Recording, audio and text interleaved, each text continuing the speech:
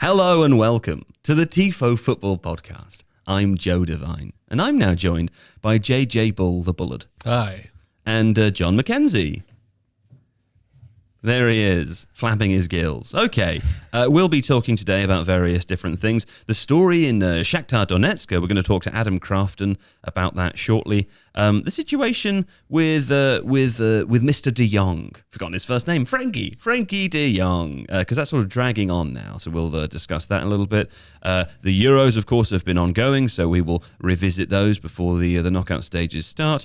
Robert Lewandowski has joined Barcelona, and De Ligt has joined Bayern Munich, so we'll be discussing both of those. Also, move completed by Djed Spence to Tottenham.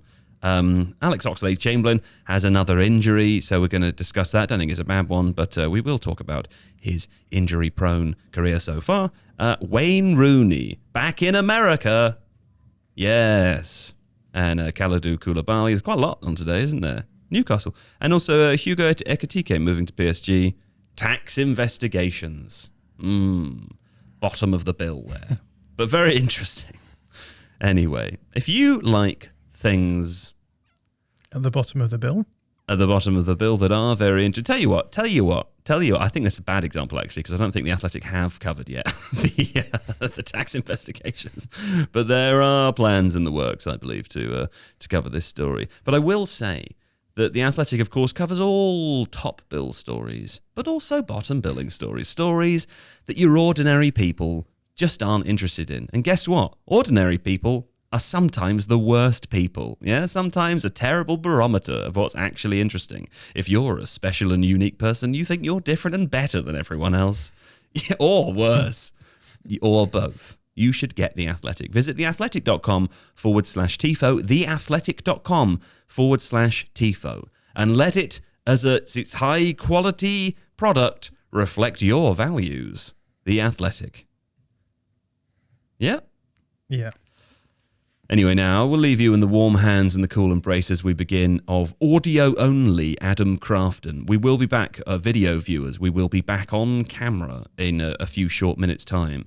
But this story is so important, we can only have it on audio and technical difficulties. Okay, I'm joined by Adam Crafton now. Thanks for joining us, Adam. You wrote a piece which was released this morning on The Athletic and an interview with the Shakhtar Donetsk CEO as well. Will you just tell us quickly about the situation there? Because it's quite bizarre, isn't it? It is, and I suppose that the starting point for all of this is the Russian invasion of Ukraine in late February, early this year.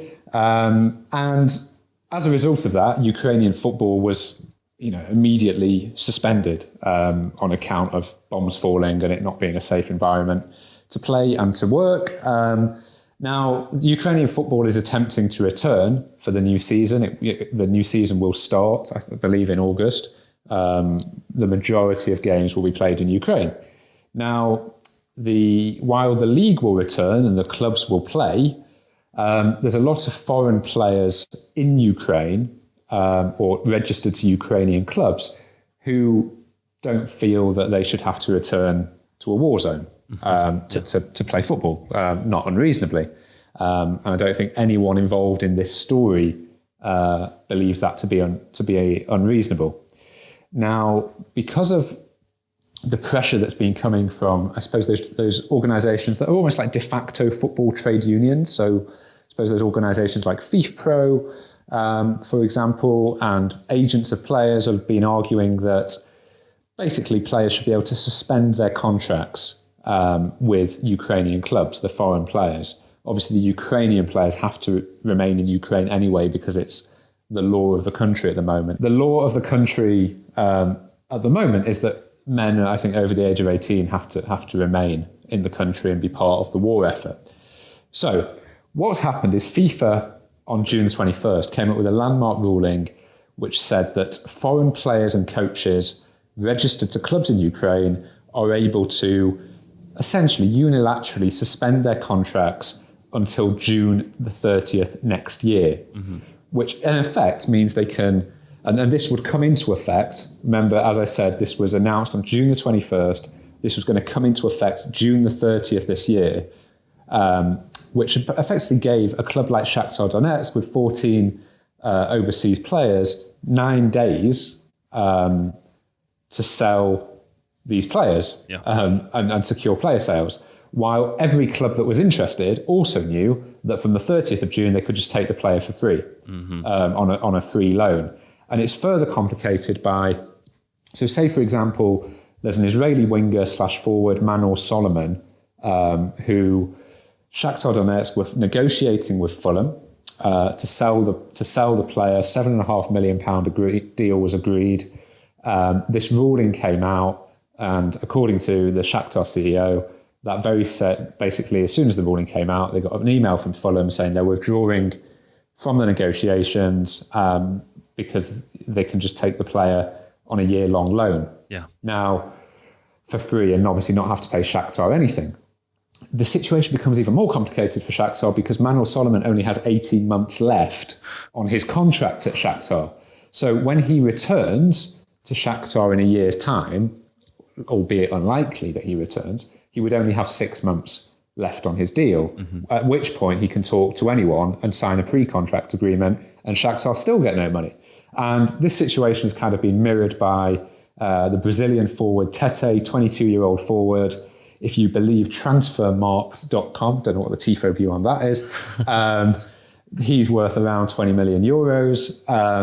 They were negotiating with Lyon before this ruling came out, and now he's likely to join Lyon in the same way. So Shakhtar are basically arguing that as a result of this ruling, they've lost up to 50 million euros worth of funding through player sales. And as a result, they've appealed to the Court of Arbitration for Sport, but they're also seeking these damages. So you have this situation where a club that, one of those pretty big clubs that we see in the Champions League every season is taking legal action against the football world governing body for an 8-figure sum of damages. Yeah. The other consequence of this is that Shakhtar Donetsk, with the way that football clubs pay for players they've signed. So say Shakhtar Donetsk last summer signed a player from Italy. I don't even know if that's true, but as an example, if they signed a player from there, they will be paying in installments, and that could be over 3 years, 4 years, even 5 years. And Shakhtar is saying that as a result of both the war and all other forms of revenue being decimated, whether that's commercial income, match day income, they were saying, the way we were going to be paying for these installments was through player trading.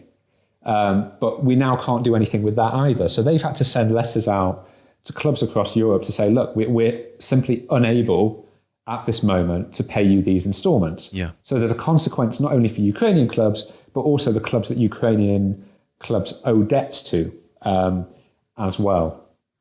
Yeah, thanks, Adam. I mean, it's an interesting one, isn't it? You can look at it from Shakhtar's perspective, and I mean, when I do, I think I totally get it, right? These players are leaving for free. It seems really unreasonable. And also, we're in a situation where I think there have been lots of overtures throughout the world of football about how the world of football comes together at a time like this. And from Shakhtar's perspective, that is clearly not the case.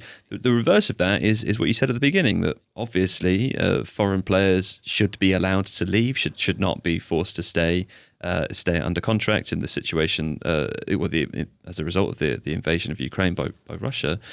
What would have been a satisfactory outcome? Because it's hard to find one, isn't it? Yeah. So look, I mean, one of the things I'd say is, Shakhtar aren't going into this saying, we should have the right to keep our players as long as they want, to force them to come back to Ukraine, right? That's not what they're saying. I mean, within days of the war breaking out, they got all of their foreign players out of the country, enabled them to go and play for different clubs for the rest of the season. Players haven't been out of pocket. They would say, from a security point of view, they've done as much as possible in the circumstances. What they're saying is we just want a fair chance to sell these players at a reasonable market value. The market value would already have shrunk as a result of, these players don't want to go back to Ukraine. The Ukrainian clubs need to sell to raise money. So you're already in a sort of a slightly reduced market for sales anyway. Where it became impossible is that FIFA announced this ruling on the 21st of June, and almost a week later, it was done. Do you think, though, if they'd announced it for a month later or 2 months later, that clubs who wanted to buy those players would have just waited? Well, so what Shakhtar argue is they say FIFA should have said that they would be making a decision at the start of August. At which point you at least have a window in which clubs across Europe are a little less, I suppose, certain about what the outcome's going to be. Sure. And therefore, if they want a player, particularly if they want to embed a player for pre-season and things like that, then they have to go and pay Shakhtar for it. I think Shakhtar would have been comfortable with that as a kind of compromise. And that still would have left them well below market value. But I do think it's become, it's come as a real surprise, not only to Ukrainian clubs, but also those clubs across Europe. Like, Lyon genuinely thought they were going to have to pay. They thought that FIFA would, I suppose, take the side of Ukrainian clubs in this situation because of, I suppose, the tone of global debate at the moment. Equally, there is, as you say, a very strong employment practice, employment law argument around, you can't bind players to these contracts and just to protect the economic security of institutions. There's something about, the rights of the individual there that's quite an interesting, I think it's quite an interesting debate, but I do understand it from Shakhtar's perspective, where they're saying we were just given no chance here, essentially, to protect ourselves. Now, the other argument is Shakhtar are owned by the man who is widely billed as the richest person in Ukraine, I think it's Rinat Akhmetov, yes, who is worth billions. We have a Tifo video on him, I believe. Oh, interesting. And he could, in theory, offset these losses because he's super rich.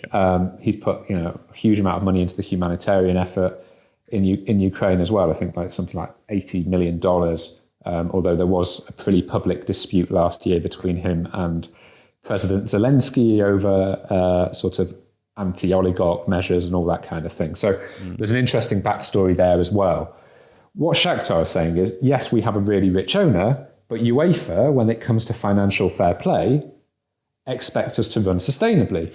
So we can't just have a cash injection from an owner to offset everything. And when you also bear in mind that, since 2014, when the Donbass region was first invaded, or first, I suppose, recipient of military interest from Russia, Shakhtar have had to move home repeatedly. He's had to offset a huge amount of issues already, basically, as a result of these wars and invasions. And I think they're basically saying, yeah, look, he's a rich guy, but we still feel we've been mistreated here. And I suppose businessmen wouldn't stay very rich in business if they just basically took the view, I'm really rich, therefore I can pay for everything and it's okay. So this is true. They've gone to they've gone to CAS and they've asked CAS to set aside the ruling, first of all, but they're also requesting these damages, for deals that are already happening. What's quite interesting is, whereas originally this 30th of June announcement was made, there was then a further announcement that no deals could be registered into the the FIFA transfer system until August the 1st. So you now have this utterly farcical situation where players such as Manuel Solomon at Fulham is being pictured with Fulham on their pre-season camp in the stand at games, but it's not being announced and put into the transfer system yet. Just as what looks like a kind of a loophole thing. Sure. Well, there we go. Very bizarre. When will we find out more, Adam? And do you think that Shakhtar will get the damages that they're seeking? Well, I think what Shakhtar would probably like is that FIFA come to a settlement that means they can essentially withdraw the claim at CAS. It is a difficult situation anyway for Shakhtar in the sense of, so for example, you have to pay court fees to the Court of Arbitration for Sport. But international transfers from the National Bank of Ukraine are currently suspended. Yeah. And you need special permission in order to process those payments. So, one of the things it says in the CAS documents is Shakhtar had to request 10 days extra just to get these fees sent over. Right. So that makes it very, very difficult to go down this route. I think what they're hoping is that there will be some sort of settlement from FIFA. I think they'd also like to see a far greater level of engagement from senior individuals at FIFA. So, for example, I've seen two letters that were sent to the FIFA president, Gianni Infantino, on this theme, and both from the Shakhtar CEO, and they claim they've not had a personal response to that. They also say that themselves and the Ukrainian Football Association wrote to FIFA's legal department in late May, early June, basically just knowing that some ruling would be round the corner, saying, can we sit down and discuss a way forward? And they say they didn't have a substantive reply to that. Now, all of this was put to FIFA before we published, and FIFA basically just said that they consulted key stakeholders, both in Ukraine and globally, such as the European Club Association. But when I asked them which Ukrainian stakeholders they actually spoke to, they've not replied to that. So it's a little bit unclear at the moment. And even with the European Club Association, my understanding from sources close to the top of they're saying, look, I mean, we did speak about it, but it was presented to us as pretty much as a fait accompli, that this was decided and this is what FIFA were going to do. Yeah. So I think they would like the Ukrainian clubs would like to see a greater level of engagement.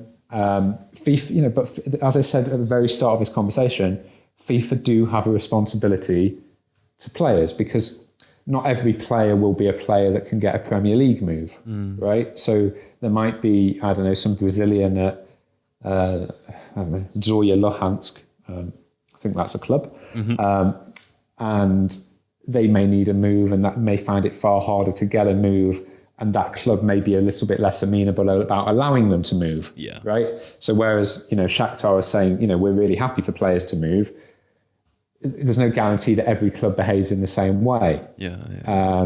So there is a meaningful debate to be had about it, but I think the way that FIFA have handled it from a timing perspective does mean that Shakhtar appears to have a pretty strong case around the damages. Yeah, okay. Well, very complicated situation. Thanks for joining us to explain it, Adam. That's all right. Well, there we go. Thanks to Adam Crafton for an update on a very interesting and complicated situation there. And again, you can read Adam's story about that on The Athletic and his exclusive interview with the Shakhtar Donetsk president. I would encourage people to go and do that. Moving on, let's discuss Frenkie de Jong, because as far as I am aware, John, the Frenkie de Jong situation has sort of moved on slightly since last we spoke. Manchester United and Barcelona have agreed a fee. I mean, essentially, the club-to-club part of this deal is now complete. It is all about what the player wants or what the player is maybe waiting for now, isn't it? Yeah, that's right. And it's not necessarily the easiest of situations then to navigate, because usually, I guess, when you get to this point, players are happy to agree terms with the club and then join. But Frenkie de Jong is in a fairly interesting situation where his wages have been backloaded onto his contract, and so if he leaves now, he's going to lose a lot of money, basically. And can we make that more simple as well? Just to say, like, obviously Barcelona had been in a financial crisis for a couple of years. They did this with a lot of their players. They reduced the salaries of lots of their players. Lots of players were happy to do that. With some players, including De Jong, they as you say, they backloaded them. So they paid him less than was in his contract for a couple of years, and then they were going to pay him the same, and then they were going to pay him more than is in his contract to even that out. So it would be a bit like me asking you to take, hypothetically, the numbers aren't the same. I'm glad you said hypothetically. Well, we'll see, John. Just have my wage slashed on the podcast. Yeah. Let's say you were to be paid 50% of your wage this year, but next year you'll be paid 150% of it, right, to make up for it. And you say, yes, Joe, I'll do whatever you say. And I go, thank you, John. But in a year's time, I fire you. And actually, you turn around and you say, well, hold on, where's my money? Is what I would say, right? I mean, I don't know. Presumably that's what Frenkie de Jong is saying. Yeah. Where's my money? I think so. Yeah, that's what he's doing. And he's. Do they not owe him it? Like, they have to give him it? Is that not how it works? Well, even if he goes, you would suggest that this is the case, but I suspect that they've signed legal waivers on this stuff, and they would come back and say, you agreed to this. So yeah. so Do you remember that scene in Jurassic Park? I forget the actor's name. The fantastic actor who's the guy who like is trying to steal the dino DNA and take it out of the park. And he's the one that he locks his computer down. He goes, Dennis Nedry. Didn't say the magic word. Yeah, it's a bit like that, isn't it? Yeah, who is in Seinfeld. Yeah, that guy. Yeah. Yeah. Well, anyway. What's his name in Seinfeld? I've forgotten what his name is in Seinfeld. Don't know. That's really annoying. Sure. Hello, I think we should Jerry. wait though for you to remember it. I know I need to remember what this is. Hello, Newman. Yeah, it's Newman. Newman. Yeah, that's who it is. Yeah. Okay. Well, anyway, we've got no idea whether he's actually going to join. We would assume he would, because it's quite rare that you would get this far in a transfer without the transfer actually completing. For apart from a situation where a medical is failed or whatever else. But are we just waiting for that situation to be or not be resolved, John? Yeah, I mean, I think it's partly that, but it's also partly the fact that Frenkie de Jong treated Barca as his dream move, right? And so he's at a place where he wants to be and doesn't necessarily want to move on. But obviously Barca are in this situation where they have to conform to the rules of La Liga's salary cap, and so they've got to try and get the costs down pretty much by any means possible. One of the best ways of doing that is by selling players, and so they've just got to try and shift players out if they can. And I think they feel as though they've got Barca have got Gavi and Pedri in their squad, so they reckon that they can move De Jong on. It's not ideal, but it's a big chunk of money which will allow them to do other things elsewhere in the market. Are they taking a bit of a gamble then that he will leave? Because I mean, they've bought a few players this summer, and we're in the same. To go. Yeah, well, we're in the situation now where they can't register some of them until they have the available funds to do so. Are they taking a gamble? I think so. Yeah, I mean, no one really knows what the status of the salary limit is, because the La Liga at the beginning of every window give them this limit that they have to conform to, and this window they've been given a minus 144 million euros limit, so they've got to get down below that figure to start with. But obviously as time goes by and you bring players in, sell players and make money elsewhere, because your revenue is treated as part of that salary cap, that limit will fluctuate. But apparently there's this app that they need to use to register players, and it won't accept any player being registered if you're not at the right position in the cap. So we have a rough idea that they've got a huge amount of wrangling to do with their finances, but we're not exactly sure at any point where they're at. So yeah, they're also panicking with all these players they're trying to buy to be really good now when they already finished like second last season. There's not exactly much of a panic, and they've been hit. I think Michael Cox's piece on it, they've been hilariously mismanaged for so long, is why they're in this sort of big problem. They should be, if they'd run it well, like how Bayern Munich have run their club for the last little while, they'd be fine. But Bayern's model is to buy players from that they can afford, from rivals, basically in their that they can afford, first of all, from their rivals, so that the rival just can't be a rival anymore, and then it ruins the league. Bundesliga is like the least competitive thing you can get. They've won it 10 years in a row, right? Whereas Atletico have managed to make it a 3-horse race in La Liga, or just a 3, not horses, it's not horses, it's football teams. Just 3 good teams. 2.5 horses. 3 good teams, yeah.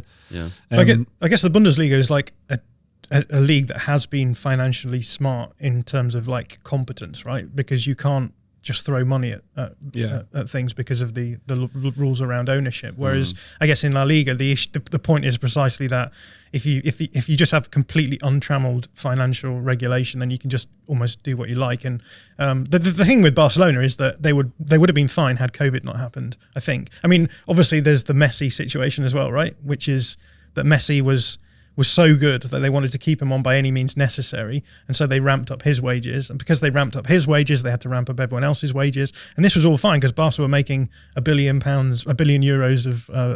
of revenue every year. But as soon as COVID happened, suddenly they're making 300-400 million less euros, and they've got to try and rebuild this team without Mazia talent, and they're in this problem because they have a sort of cash flow issue, and I think that's where they're at the moment. They have a cash flow issue. They would be financially functioning were it not for COVID and the fact that everything sort of happened in this perfect storm. It's also the way they're owned, that they can't just plough money into it. I can't remember where I saw this graph, but like Inter Milan have had heaps of money put into them. I think AC as well, and like Man U, Chelsea, all the money can come from owners coming into it, so they can afford to buy lots of players. Well, not with Man United, but with those other teams. Sure, not them then, but other ones. Like Inter Milan specifically have loads and loads and loads of debt. Lots of teams have debt. It's not necessarily a bad thing being in debt. But Barca can't then do it. But this is them, like I say, trying to chase up to be relevant now when they could have just gone with it. Like when they sold Neymar, there was a release clause at PSG hit, I think, on him to sell him. Yeah. And then they immediately went and spent way over what they needed to for Dembele, Ousmane Dembele, and gave him ridiculous wages. And Football Manager is listed like 375k a week or something like that. It's insane. They spent $1 billion in like 3 years on nonsense. On players Absolute that ended up not nonsense working signed, out. yeah. Like there's not the only ones they've really got that they've signed that have been all right. Like Araujo looks like quite a good player. I read the other day that they may be even trying to get rid of Memphis Depay now, trying to ship him out to Spurs or something like that. It'd be quite good for them, playing as the 10 behind 2 forwards. Would be good. I can't remember which one of the presidents it was that said it, but one of them said that Barca are a club with 3 billions. One of them is $1 billion in expenditure, one is $1 billion in revenue, and the other $1 billion is in debt. And that's all fine. Like if you can manage your debt, fine, there's no issue there. The problem is that obviously Barca's revenue dropped, and so suddenly their revenue wasn't matching their outgoings, and suddenly that just means that your debt ramps up. I mean, and you're chasing, we did a video about a year ago, and we were saying like Barca's debt's like 1.2 billion euros, and Sam Wallace in the Telegraph this weekend estimated it's more like 1.5 to 2 billion euros now. Yeah. So in that period, and this has all been post-COVID pretty much, that their debt has ramped up, but they're just shedding money a huge and they really want to redevelop the Camp Nou. Another 1.5 billion on top. Yeah. That's why Spurs are in so much debt, because they've got the stadium, but theirs is manageable debt, so it's absolutely fine that they've got all that money to pay back. So a year ago, the issue with the debt was that Barca had a huge amount of short-term liabilities, so they could feasibly be called in at any point. And so the big thing that Joan Laporta said in his presidential elections was that I can sort out these debts, I can get these short-term debts structured, and we can make them not an immediate issue. So that was the original problem, and now they've got this other issue with like short-term cash flow and being able to register players because of the La Liga salary cap. It's just a mess. It's like they're almost staggering from one issue to the next, and it will carry on going. You know that Simpsons episode where Homer ends up taking charge of the rubbish collection? Oh yeah. You've seen that one? No. Where they're not happy with the rubbish collection, so Homer, I think he gets in charge of it, or he gets elected to be in charge of it, and then spends the entire budget on like the first hour or so on these amazing trucks. Sure. And so obviously then they have no money left, but they hadn't thought of that because they wanted it to be better now, so they did. Yeah. And then they end up having to hide the trash. Sure. In a landfill. It sounds like the moral of this story that you're telling us is that we shouldn't criticise Barcelona because we couldn't do it better. Oh no, I think it's... I quite like Barcelona, but the way they manage that is... Is Joan Laporta Homer Simpson? Yes. Right. Well, no, I would say the lad before him would be... Bartomeu. Yeah, Bartomeu, yeah. Sure. Josep Maria. Is that his name? Maria Bartomeu? Yeah, lovely. Yeah. Anyway, fine. Back to De Jong. Well, not specifically back to De Jong, but it strikes me that whether or not De Jong does happen, is Manchester United's transfer window now okay? I mean, we sort of laughed about it a few weeks ago, as lots of people did. I think at the beginning of the end of the season, it was very clear that there probably weren't many positions in that first 11 that couldn't be upgraded, and there weren't that many that really didn't need to have a new player added to. With Christian Eriksen, with Alessandro Martinez and Malacia as well, potentially De Jong joining. Is that a good window, JJ? Yes. Yeah. The problem they've got obviously is if Ronaldo, it looks very much like he's going to stay, and he's got nowhere to go. He's got nowhere to go. Apart from the offer, which was £230 million to go to Saudi Arabia. Yeah. Well, I mean, you could take that, but if he's there, Ten Hag reckons he can 100% adapt to playing within the system and do the pressing that he wants of him. I'm sure I'd imagine he'll change it a little bit. And you think he had Tadic playing at false 9, right, for Ajax, and he's not particularly mobile individual, so there's ways around it. You can always work your way around it. It's not a thing. He is a incredible goal scorer still, so that's not going to be too much of an issue. I think the one thing they're really missing, the one thing they've always missed is that holding player, which is what De Jong's going to be when he comes in, being like the 6. If he comes in, yeah. If he wants to leave Barcelona or to stay at his dream club and not go to a club that's in the Europa League. Sure. Like, this is the thing. I don't think Man United is quite as amazing a destination as it once was. Mm-hmm. Younger players especially won't care about players like Andy Cole and Roy Keane. They don't care. But right back is the one they've not really got. They've got 4 left backs now. I think Brandon Williams is right-footed, so he could be a deputy. Wan-Bissaka's just not getting in at all now.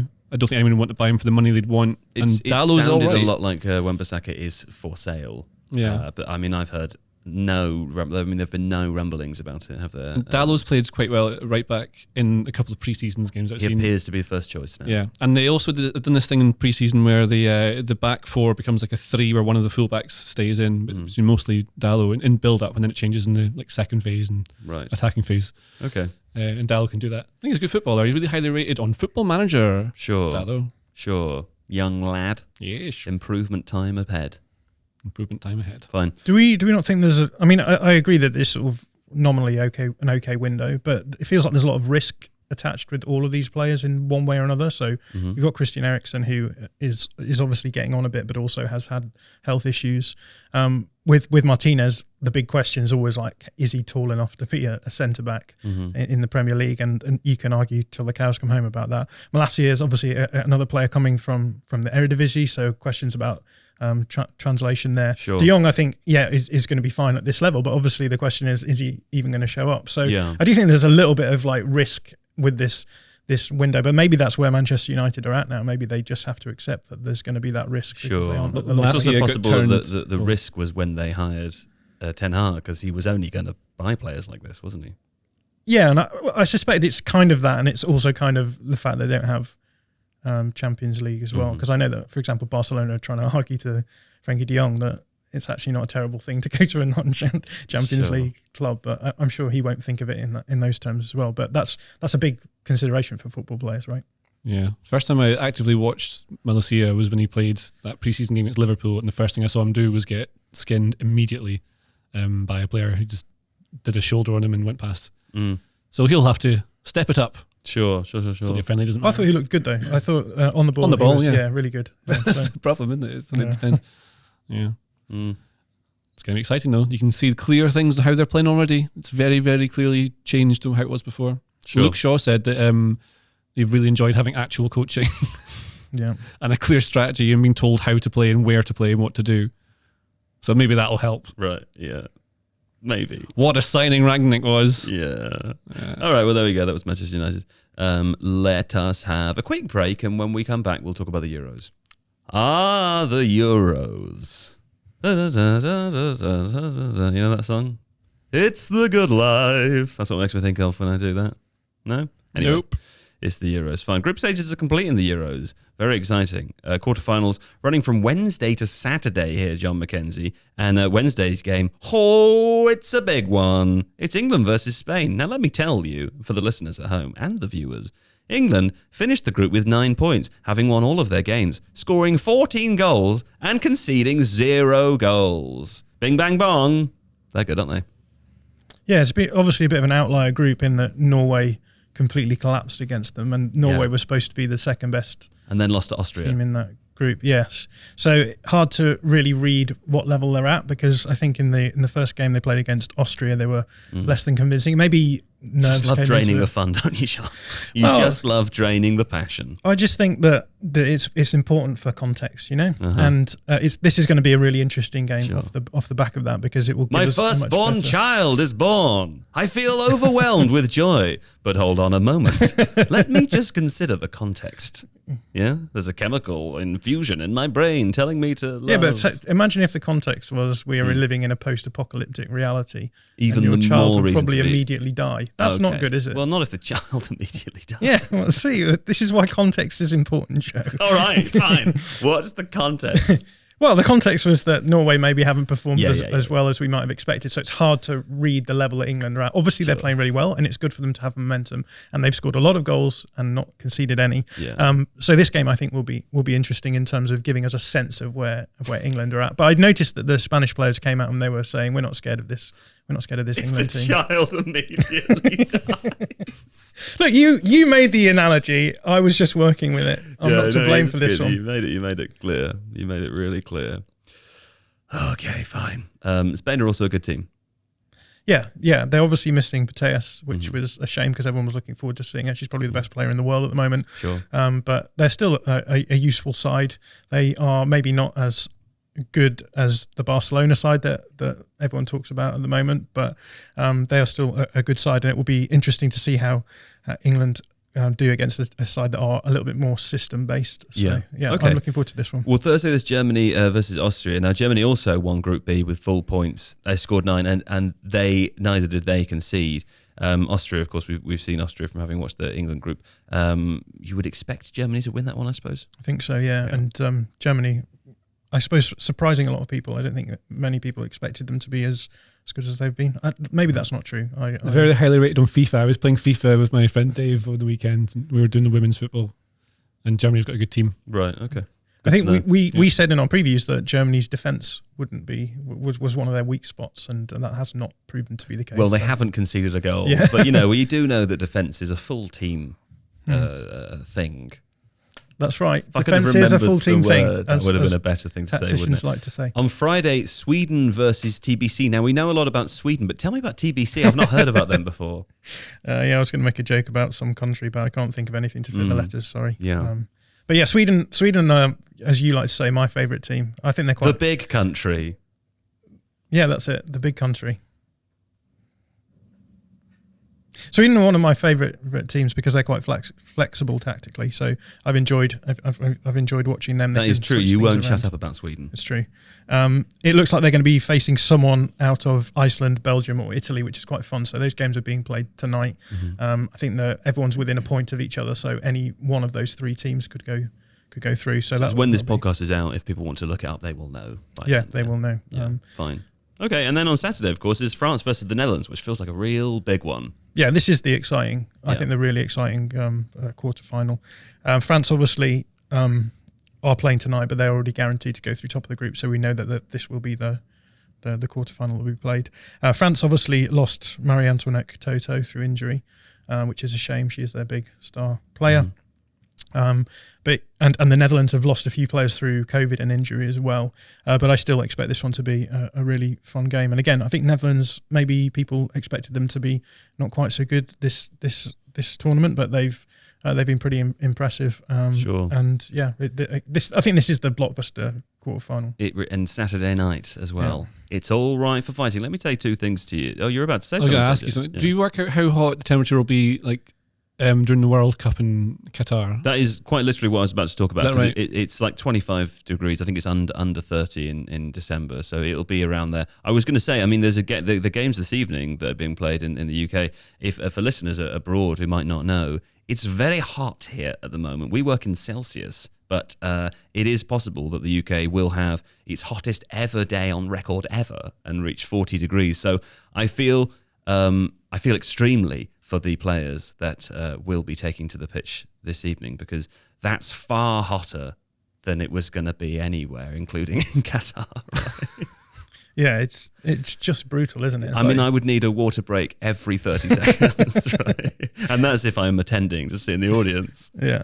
I mean, for context, that we have the AC on its maximum possible setting, which is why I'm wearing a jumper. Sure, yeah. Jill's wearing shorts today. I'm wearing shorts. And I tell you, gang, it doesn't happen very often. I wore shorts to Brighton at the weekend. You even wore your trousers to play foot golf that time we played foot golf. Yeah. That's to protect my legs from bees. So is the shorts level is like hottest day since records began. That's what. Well, I'm wearing shorts today, and that is today. There we go. Was there no bees today? I think it's too hot for bees, isn't it? No, bees like it hot. Do they? I don't you're think meant they to like give it them. this hot. You're meant to give them water, booze, sugar. Yeah. Do you remember when you tried to give that bee some beer? No, when did you do that? I remember that. Do you remember that? You when don't was remember? that? Well, it was in the pub, which might explain why I don't remember it. But there was a little bee. I moved away from the bee because of my bee fear, and you tried to give the bee some beer and drowned it. May have drowned the bee. I did not drown. No, I do remember that. I didn't drown the bee. I don't think you drowned it. I think the bee drowned itself in the beer. Well, it is delicious. Yeah. Okay. Well, anyway, best of luck to all the bees out there. We really need you for the ecosystem. Please. Really important bees. Please hang on. I think, you know what? I think if you live in an area with a garden, it's a thing nowadays to get yourself a hive. Have a hive and contribute to the local ecology by keeping bees. You can do that, can't you? You can keep bees. You can keep You're bees. allowed to keep the bees as your own personal thing. Yeah. You just have nice flowers and they would help pollinate things. Very, very important bees. Sure. Not wasps, though. Not Pointless. wasps. Get rid. Get rid of what? They get rid of them. Yeah. Anyway, yes, best of luck to the players who are playing this evening. Hopefully everyone survives it and doesn't get too hot. You know, there was a very interesting piece on The Athletic last week, John, by Kiva O'Neill, normally a Liverpool writer, but writing a little bit about the Euros at the moment, about the goalkeeping standard, because the goalkeeping standard in women's football is something which has been oft criticised in the past. It's the sort of thing, you go to the internet comments section, anyone talking about women's football, if a half-decent point is made, someone comes in and goes, what about the goalkeeping? Goalkeeping's been pretty good in the tournament so far. Yeah, it's a great article, well worth having a look at. Really interesting interview with Rachel Finnis-Brown, who is a former goalkeeper who's been doing a lot of the comms work for BBC. What I enjoyed about that interview is that Rachel Finnis-Brown was talking about the fact that women's goalkeeping and men's goalkeeping are very different things. But that doesn't mean to say that women's goalkeeping is worse. It just means that you can solve problems in different ways. Sure. So obviously the height difference between the average, I think the average in women's football is, this tournament maybe is about 5'9". Yeah. Obviously if in the World Cup, the men's World Cup, there will be a much higher average for their goalkeepers. But talking about how actually that allows you to be able to be much better at footwork and quicker and things like that. And so you start seeing different things occurring, and the sort of conditions within which you're working are very, very different. And obviously, like as the game professionalizes, goalkeeping coaching improves and the analysis improves, etc. So naturally, yeah. I think we're now at a point where in both the men's and the women's game we're looking for those marginal gains. And so if you look at something like goalkeeping and start focusing on how you can improve those areas, you can actually start seeing some real improvements in both formats of the game. Yeah, okay. Well, it's an article worth reading. And let me tell you, as a tall person, being tall, not that great all the time, you know? Can't fit on the bus. Can't fit on planes. Lots of volume for bees to attack. There's so much surface area for the bees. On the legs, yeah. You could play basketball though. I couldn't, because I think if I jumped, my knees would crumble. You know. Robert Lewandowski, speaking of crumbling knees or not, has moved to Barcelona, and I say crumbling knees because he is 33 years old. He's been given a 4-year contract. I'll come back to that because that's the question I'm going to ask. But let me tell you first, I really liked, I read Rafa Honigstein's article about this. I loved his description of him. He said, of course, he'll miss his goals, 344 in 375 games. It's an extortionate number of, extortionate? Yes, a huge number of goals, let me say. But he described him as a devoted self-optimizer who reached a world-class level through hard work and game intelligence rather than God-given talent. That's Robert Lewandowski right there. But as I said, JJ, 33 years old, 4-year contract. Now, he's not the only old player that's moved this summer, but a 4-year contract for a 33-year-old, it always does give me the wibbles. 4 years is a bit nuts because you can't guarantee he'll be able to play at the money he'd be getting paid. Sure. Maybe Barcelona will find a way to not pay him eventually. Also, someone else can deal with it later. That seems to be the way that it works, right? In 4 years' time, there could be a different president. So someone else can deal with it, yeah. That's exactly the kind of issue. Until, of course, the Super League comes along again and they just manage to get out of it. Well, they're all basically banking on that, aren't they? That's what they're doing. It's possible that is the hope. That's what they're doing. Yeah. Let me ask you, though, does his specific game, does it really require the athleticism of youth, or can he just do a lot with being a clever guy? Not really. I think you can see it with Ronaldo. You can, like, he's really super fit. He keeps himself, like Rafa was talking about in the piece. Top tip. Tip top. He keeps himself really fit, works really super hard to make sure that he can play at that level. Now, other things interesting in that article is talking about how he was always upset. So his dream was to play in Spain. His old agent's been on record talking to a few different places recently, saying that how Lewandowski always wanted to play for Real Madrid in Spain. That he wanted to go to Bayern and then go to Real a lot earlier. And so throughout his career, he's been focused on just scoring goals. It's like a total mercenary, doesn't really care about the team, doesn't matter what shirt he's wearing, he just wants to score goals so that he can get his big transfer eventually. And then apparently the last couple of seasons, Thomas Muller has said that it's as though he's given up on the transfer. He's accepted that it's maybe not happening and just enjoying where he is and has been more for the team. But as he's done that, he scored 41 goals in one season. He broke the Gerd Muller record. 29 starts and one sub appearances. He's scored 41. Crazy. It's stupid. It is stupid. That's 2 years ago as well. So I imagine he can play at that level. He doesn't for a bit longer. 4 years is difficult, but he can adjust. You don't have to run that much. Xavi does want his team to press high up the pitch. That's what they've been doing. But he can be he can lead the press. He doesn't have to actually win the ball. He can show the ball one side, and the other guys behind him can push up and start doing all the actual winning of the ball back. He's just to direct where it goes and tell other people when to start the press. That can be his job. But he scores so often. Does he instantly become? This is a bit of a redundant question, maybe, but does he instantly become the best player on that team?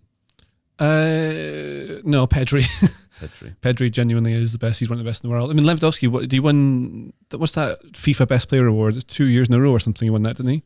Yeah, he didn't get the Ballon d'Or, didn't he? Because they should have done. Yeah, that season was cancelled because of COVID. Which is a shame. But I mean, the awards don't really matter. He is one of the best strikers, if not the best striker in the world right now. So it's it's not a sensible buy, but if you could choose the best player in the world right now, you want Lewandowski to be your striker. Sure. And it just seemed it's odd that he's available, but the contract he would have wanted was the 4 years. So you maybe just accept it. Maybe you'll get definitely 2 elite years out of him.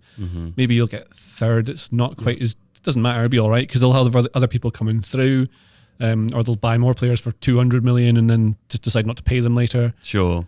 I think they only even really care about this next season. Like if they get a good return of investment on him, they'll justify the 4 years being like. You've got to be at the top, right? Because if that Super League, when that Super League thing comes around again and they change it, whatever, they need to be considered the best team in the world so that they can. It's just Sam Wallace's point in the Telegraph this week was that it almost feels as though Barca are sort of staggering along until the European Super League happens, and then they can be like, "Look, we're a European Super League team now. Give us all of your TV revenues, and all of our problems will be solved." Well, there's an important court case hearing as it relates to that, which I don't know anything about, but I know it's important for the future of the Super League or not. Maybe we can do some reading about that. Well, I can talk to you about it. Yeah. So the argument, it's good having John, isn't it? The argument that's being made is that that UEFA have a monopoly on competitions, pan-European competitions, and what's happening is that a group of the group of clubs that are the European Super League teams are going to some European court. I can't remember exactly which European. Is that at the moment? Are we just talking about Juventus, Barcelona, and Real Madrid? Yeah, I think the others that not many of them are officially out, but they are. They're being very careful because they didn't have the law on their side. But the idea of this court case is that if you can argue that UEFA are actually operating as a monopoly, then you can reverse that, and anyone can start their own pan-European league. And so these 3 clubs will then say, well, we can now start a European Super League and we won't be held to account for it by UEFA. Right.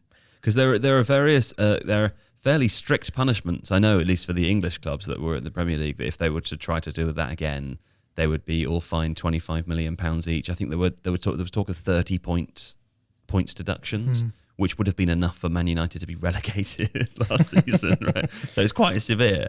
Would this change that as well, or is this just because that's a sort of Premier League ruling? Is it? I don't understand. Yeah, I don't know what that would be a Premier League ruling. So I guess what these clubs would do then is say, fine, we're not going to play in those leagues, and that would solve Barca's problem because then they could say we don't need your salary cap limit anymore, so we can just do what we want. So this is there's a very finite pie of TV revenues, right? And they're spread all the way across the various leagues that people are willing to watch.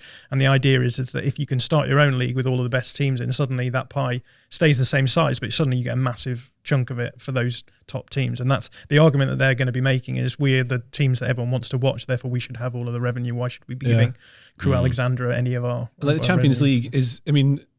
This is the obvious thing to say, but the Super League's already basically happened, right? It's the same teams who are going to compete at the top end of the Champions League every year anyway. And most of the people who own clubs around the world, they're not from there. They are foreign investors who want to make more money on it. There's lots of, I'm not saying that like Todd Bowley wants to push Chelsea in the Super League or anything, but his thing with Chelsea is that he sees enormous potential for the sport to make far more money because the NFL makes far more money per club or whatever, when you compare it per 90. It's the only way I can think of to describe what I'm trying to say. But they make far more money, far more revenue from a smaller... I think it's per annum is usually per annum? I don't know. The JJ goes, it talks to HR or also goes to the bank and says, can I find out how much money I make per 90? Sorry, excuse me, sir. That worked for me. But that's it. So they can work out new ways to make the Premier League especially make more money. So maybe the Premier League might be the one that ruins it because they can stay shut and basically they're like the NBA. They already got the cash. The Premier League's already got it made and they have so much more revenue and so much more global appeal than like Real Madrid and Barcelona are huge clubs on their own, No one cares about the Liga outside of that, really. People in Spain do a little bit. Everyone supports them. In Germany, it's Bayern. It's just that. People in Spain care about La Liga a little bit. They do, yeah. I'm waiting in for Scotland, the, Rangers and Celtic. That's, well, that's get rid. Get rid. Put them in the Super League. We can have a nice league. I'm waiting for the Premier League's own streaming service to eventually become a thing in the future, because we made this video with Nick Harris. I've talked about this a few times a couple of years ago about what would it be like if the Premier League had its own OTT streaming service. And with very conservative predictions, I would say, and also some ambitious predictions about what it would cost to keep going. Nick Harris predicts that every Premier League team could earn over £1 billion a year instead of 120. Well, Apple's just done million. the MLS streaming on their on the app, haven't they? Maybe it's all testing here, there, and everywhere. Amazon tested with some Premier League games before. Okay, 3, 2, 1. Which streaming service would you prefer it to go to if it wasn't one built by the Premier League themselves and it was a pre-existing one? Which one would you prefer it to go to? 1, 2, 3, go. I think Google.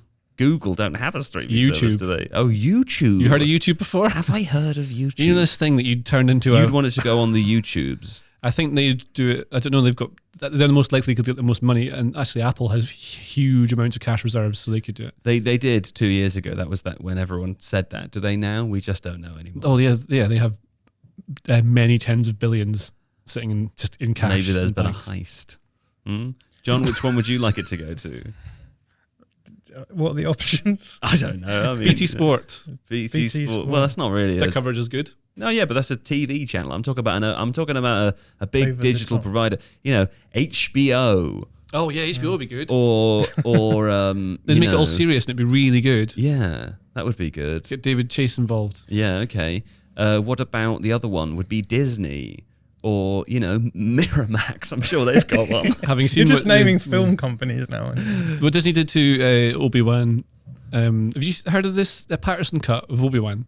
Who's Patterson? It's this guy called something Patterson, but he's done Nathan Patterson. I don't know. It's not him. Not the Rangers Everton player. Okay. It's this guy who's taken all the Obi-Wan footage and done like what people did with the rest of the development and turned it into a better version. He's made a movie, so it runs at about 90 minutes, 100 minutes of all the Obi-Wan episodes. Get rid of the stupid chase scene and all that. I never watched the end of it. Do you not? No. It's actually the last 2 episodes are really good. Are they? Yeah, but the rest of it is garbage. Sure.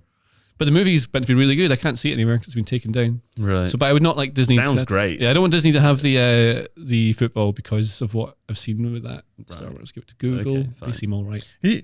I just want to say Charlotte de Ketelaere because I think it's nice to say, but also he's the streaming service. His yeah, own he's personal streaming service. But no, he's a really good example of a player transfer where AC Milan are in for him, but they can't really afford him according to the rumours. But Leeds United, who have narrowly avoided relegation last season, are in for him as well. So it just shows you the difference between the winner of Serie A last season is competing with a narrowly avoiding relegated. That was my original point, right? Is that all these super clubs, they want to remain relevant and huge, and the only way to do that is really to keep competing at the top, and they're not going to be able to soon, because even like Nottingham Forest are going to have too much money. Yeah. Well, that's right. If you visit theathletic.com/Tifo, you can get a 30-day free trial to Charlotte de Ketelaere's streaming service, and you can find all sorts of Belgian drama and comedy on there, plus all of the football.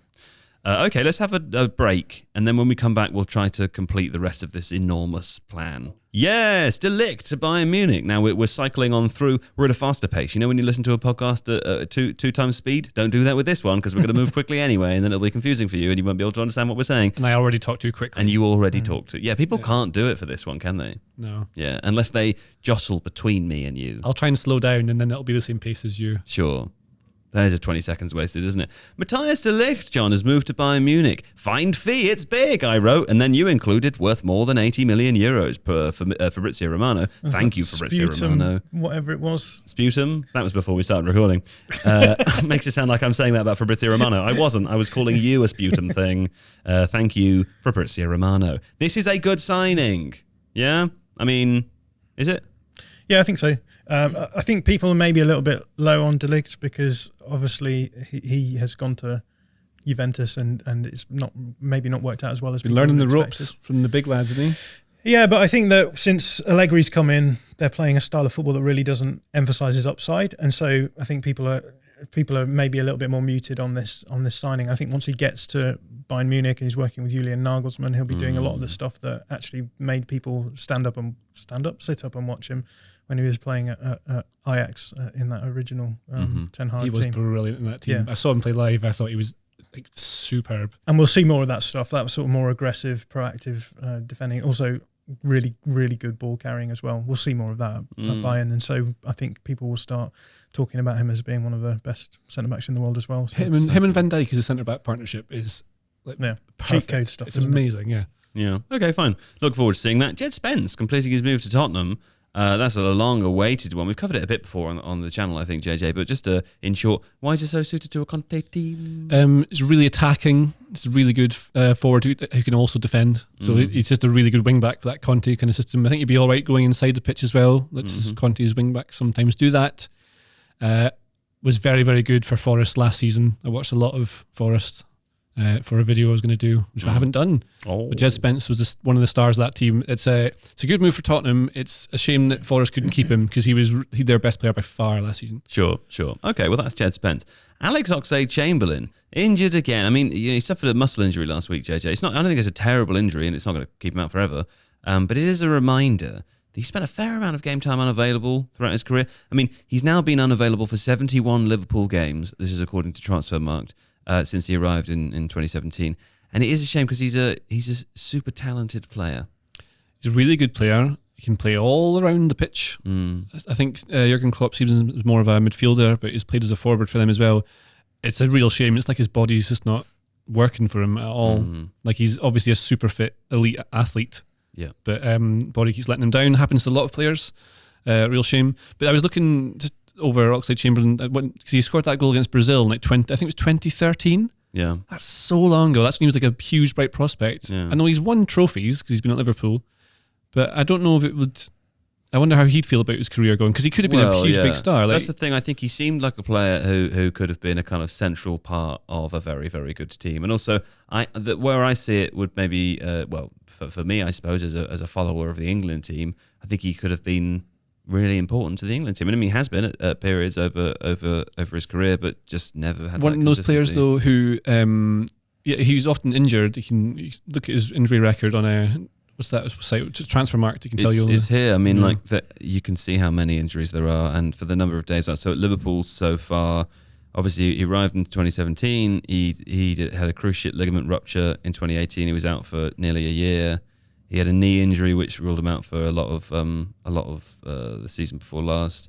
I mean, the rest of them are all fairly small. But he's a very explosive player though, so that's naturally going to have some like tissue injuries, things like hamstrings, stuff like that. That's just kind of normal. But he doesn't rely on pace up front, so he can get away with it. He's a clever player as well, but very dynamic and like to carry the ball and make things happen. He can kick the ball so hard. So that goal against Brazil, he absolutely pings it like on the half volley. I think smashed it in the bottom corner. It was really good. Yeah. I was just going to say, like, I know that a lot of pro clubs have like a red flag system with injuries, and anything that keeps a player out for over 30 days is considered a red flag injury. If you go through this list, it's like 1, 2, 3, 4, 5, 6, 7, 8 red flag, and you're talking like usually 3 or 4 flags is a problem. This is Arsenal, an incredible amount. The first 6 injuries he had at Arsenal, 5 of them were over 30 days, and the one that wasn't was 24 days. Yeah, it's basically a red flag injury as well. So Arsene Wenger clearly thought he was good. He's got quite a good eye for a young player. Sure. Spotted a few of them. Sure, he did, didn't he? Anyway. Also, because he can play so many positions, maybe one of those players who could never nail down exactly where he needed to play, and that might have... Yeah. People were surprised, though, when he moved to Liverpool, weren't they? Sure. I don't remember. I mean, it makes total sense with having a multi-positional player for your squad, right? And I guess the point was that at this point, people didn't really understand what a Liverpool midfielder did. Yeah. But like at the same time, I remember people being like, "What? Why is Liverpool signing him?" But yeah. Sure. Okay. Well, there we go. All our best to Alex Oxlade-Chamberlain. A speedy recovery, please, sir. Wayne Rooney has become the coach of DC United in America, the United States of. That's a pretty good American accent, isn't it? Now listen, he's in the United States of America now. I assume he's there. He's made 48 appearances for that team between 2018 and 2020, so he knows it well. Scored 23 goals for the fans, yes. And obviously he liked it over there. My first question really, John, was just that, is MLS a smart move for a Rooney? Or is it because he's just done well at Derby. He probably could have got a job in the Championship, or maybe I don't know if there's jobs available in the Premier League. But like certainly at some point he was going to be he was on a pathway. He's on a pathway. Does this sort of natural upwards pathway take one via the United States of America? Yeah, I mean, we've got a couple of coaches in the Premier League. I'm just going to carry on as normal. Is that okay? Yeah. Please do. Hope that everyone else, ignores that. But there's a couple of coaches in the Premier League right now who have come through MLS. So I don't think it's necessarily the end of the Jesse world. Marsch? Go on, talk about Jesse Marsch. Go on. Jesse Marsch is the Leeds United manager, and Jesse Marsch and the Sweden team. This guy. Go on. Who's the other one? Patrick Vieira. Yeah. As He well. started there though, in a way, didn't he? Or I mean, his first senior Was coaching it job. City Group, and then he went to New York City? Is that what it was? Yeah. And Jesse Marsch started there too. But then Wayne Rooney is pretty much starting there, right? Well, Derby- no, because Derby is he's his only. just managed Derby. Yeah, so with the Derby thing, I think a lot of that is like man management stuff, isn't it? So, Is it? You've got to motivate a team where everything's going wrong. And I think the background, the context again, Joe, is important. Oh, here we go. But there's obviously been a lot going on in the respective Rooney's lives recently, right? So he's had the whole Derby County thing, which was not only like horrible on field, but it was also horrible off field, and was messed around by a lot of potential owners, etc. And then Colleen Rooney, his wife, obviously had that court case with Rebecca Vardy, and I think she took that quite badly from some of the reports as well. So it seems to me as though they're using this as a good excuse to go and carry on a managerial career somewhere that's a lot nicer than where they've been recently. I would do that. Yeah, I'd go if I could be a coach of MLS quality, and someone in MLS in America offered me a job.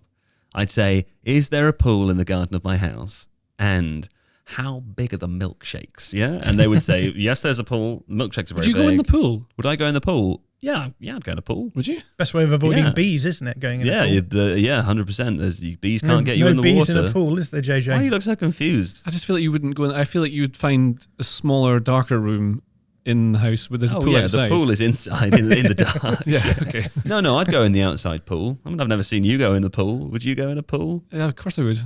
Well, why would I, of course, not go in a pool? Because I don't know, pools are not for you. What? You like movies. To be fair, I went to Italy for Uncle Damien's 50th birthday many moons ago. Uncle Damien's an old man now. And Uncle Damien's birthday, 50th in Italy, lovely place. He rented this villa, had the largest private pool in the region of Italy. I did go in it a couple of times, but there was also a cinema room inside. And I did spend most of my time in there. You seem quite concerned. They had Shay parts 1 and 2, and I watched those twice. You seem quite concerned about the size of the pool, but surely there's sort of a limit beyond which it doesn't really matter how big the pool is. No, listen, man. Look at the size. Have you seen the size of me? The largest pool in Italy is just a normal pool to a guy like me. Otherwise, I can a length is just me touching both ends of the pool at once. Are you swimming lengths in this pool? I'm swimming lengths all over this pool, yeah. And widths just as back well, and forth, yeah, and widths. Yeah, I'm mainly going in circles. I don't know what a length is. That's the end of that bit. Kalidou Koulibaly has also gone, we've got so much left, has gone to Chelsea, which is quite fun because we predicted that in the Sensible Transfer. We didn't predict it was going to happen. We suggested it in our Sensible Transfers video about Chelsea, John. 40 million euros they have paid Napoli. And incidentally, this is a separate bit. I'll tell you about that later. Tell me about Kalidou Koulibaly, presumably in the middle of the three. Yeah, I think that's the Does he interesting just place question. Thiago Silva, or...? Yeah, I think that you can play him fairly flexibly. Like he's played on the left side of a back two most recently, right, for Napoli. Sure. So you could play him on the left. You could probably play him on the right. He's right-footed. Does he have the mobility? Does he have that dog in him? Is what you're saying? I think I don't think you need both of your wide centre backs to be as progressive as someone like Antonio Rudiger was. So as long as they can match him up on someone on the other side, but he's obviously an excellent passer. He's really press resistant as well. Mm-hmm. Yeah, he's not going to be doing long busting runs up and down like as we said Rudiger can do. But I think that he just gives you that flexibility. You've got then a sort of stable of centre backs where you can just about work out who to play in a back three at any one time. Okay, fine. Incidentally, the Athletic's Simon Johnson has also reported that young Chelsea centre-back Levi Colwill, who was on loan at Huddersfield last season, will seek to leave Chelsea if the club sign more defenders, which does look quite likely because Tuchel is also reportedly interested in Kimpembe and Jules Koundé as well. Yeah, I think this is silly. There's been a few centre-backs now who've left Chelsea and gone on to be successful elsewhere. So Fikayo Tomori obviously won the league with Milan last season, and we've seen Mark Guehi as well go off to Crystal Palace, which is apparently a possible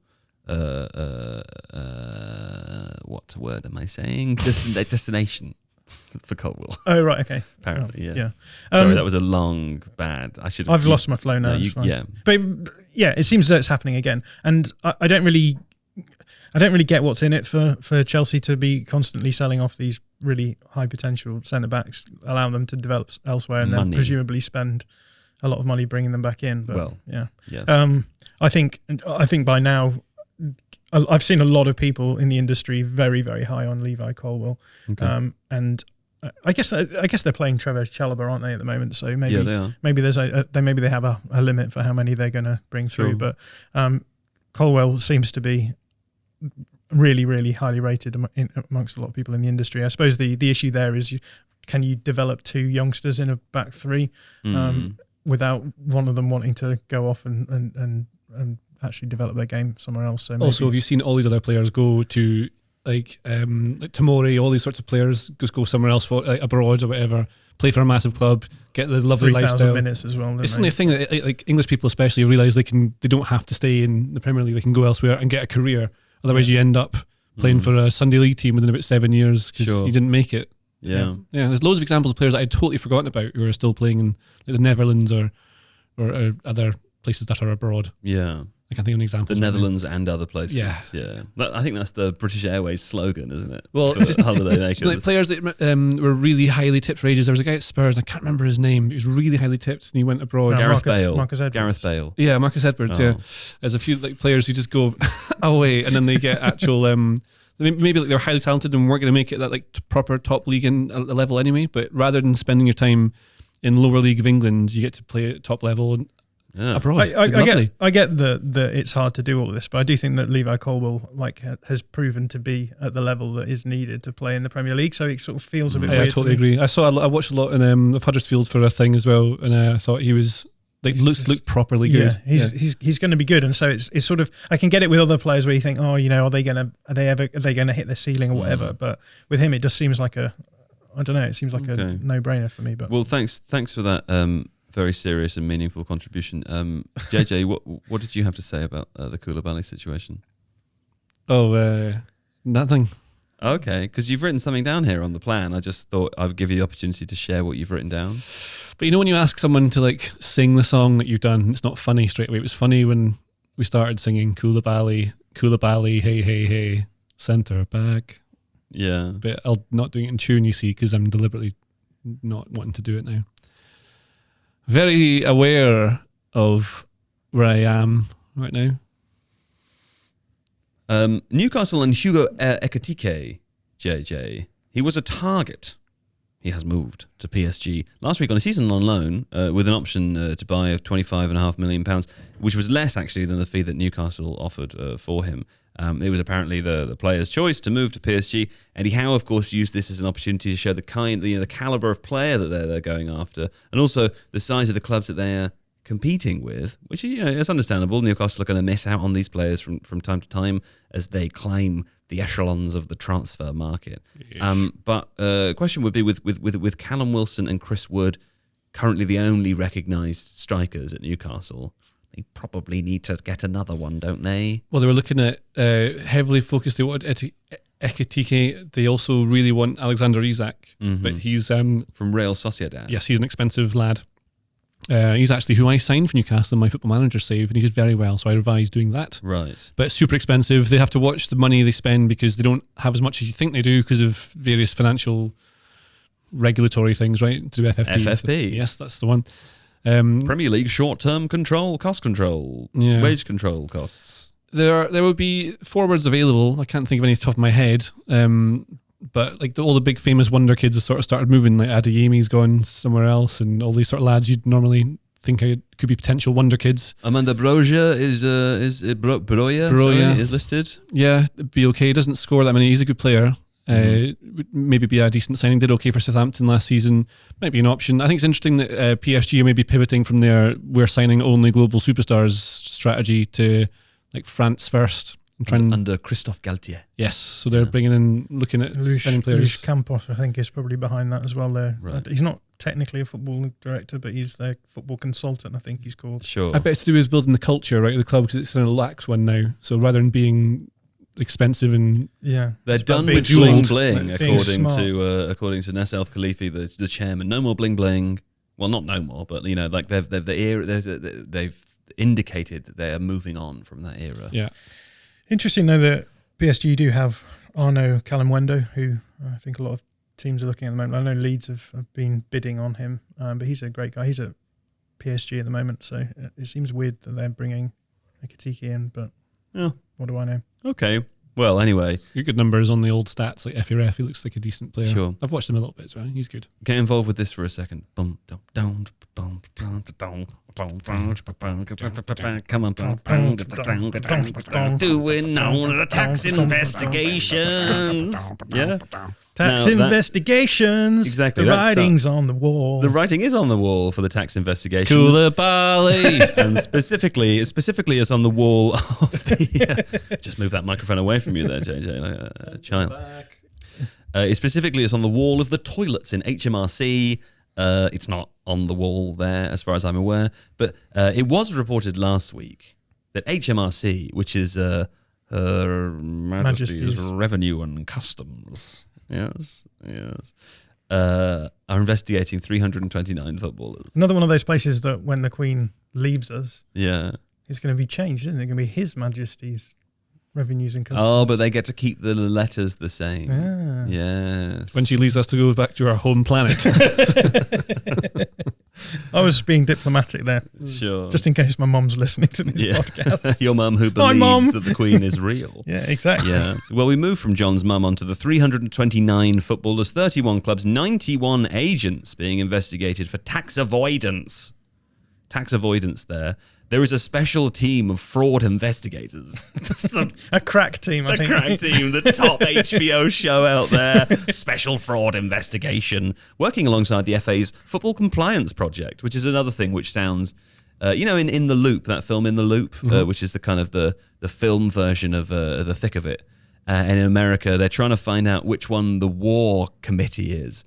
But they have this joke where they name the war committee the most boring thing possible so that no one finds it, even though it should be publicly attendable. That's what the FA's Football Compliance Project sounds like. It sounds like a cover for a nuclear program, doesn't it?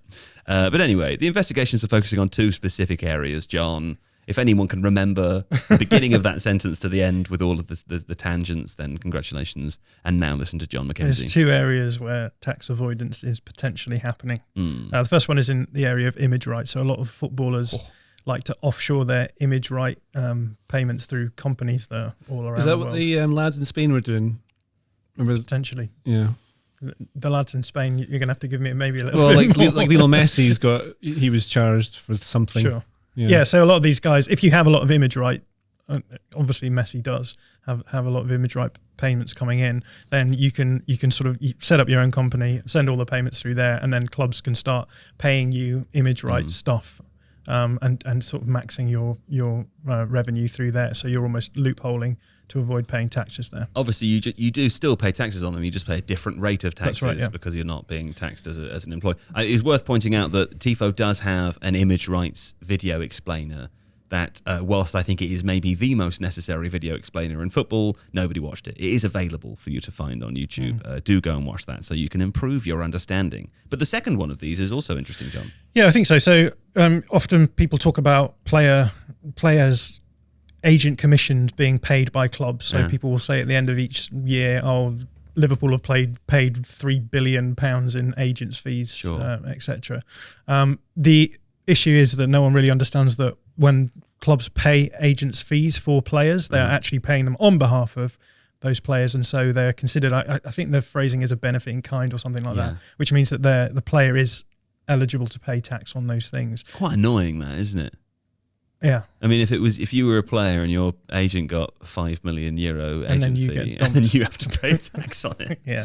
And I think a lot of players get actually like broadsided by this because they're not expecting like a huge tax bill to come in at the end of the season. So yeah, it's that's something that is going to be sorted out as well. And I think what's going to end up happening is that there's going to be some kind of, I'll say moratorium. I don't know if that's the right word. There's going to be some kind of discussion of whether or not agents should be getting the amount of commission that they're getting, because obviously that generates a lot of chatter because they make lots of money and they really do send players wherever they want based on the highest commission, and it's probably not in the players or the club's best or the game's best interests. Indeed. Well, there we go. Jonathan Mackenzie, thank you very much. End credits rolling there on the tax investigation. But we'll come back and cover that as more happens, and we'll update you on the moves and shakes of that special fraud tax investigation team. What was the bit at the start of the A team that they said? Oh, yeah. What was it? Do you remember the line? In 1970 something, the US started a crack team of some things. Special fraud tax investigators. To look at football compliance projects. Yeah. And they were called the A team. Yeah. Is that the A team? Yeah. Copyright, strike mark. Video being removed from YouTube. All right, there we go. That's the end, isn't it? I think. Thank you. Then that's the end. There's some other stuff that might happen this week, but we don't know. Well, we'll look out for that other stuff. Jon Mackenzie, the dog. Thanks, buddy. You're welcome. Yes, and of course, JJ Bull the Bullard. Yes, indeed. Thanks earlier to Adam Crafton, who I really hope is on this episode because I haven't done that bit yet, so maybe he's not. And producer Jamie. Thanks, Mr. Jamie over there. Yes, there he is with his backwards cap on in the dark. And do you know whose name I found out? Who? Sean's name. Sean is the audio producer who I've been thinking Adonis for weeks. Yeah. Turns out nobody really knew, but Sean's been editing it.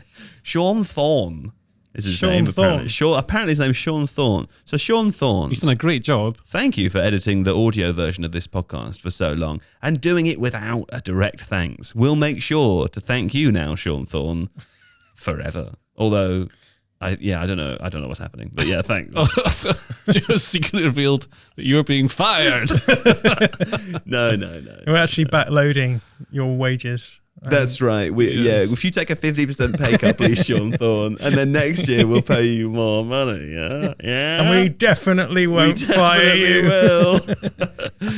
Anyway, thanks, Sean Thorne. Fine. Goodbye, everyone. Take care. Ta-ra now. Auf Wiedersehen. Tschüss.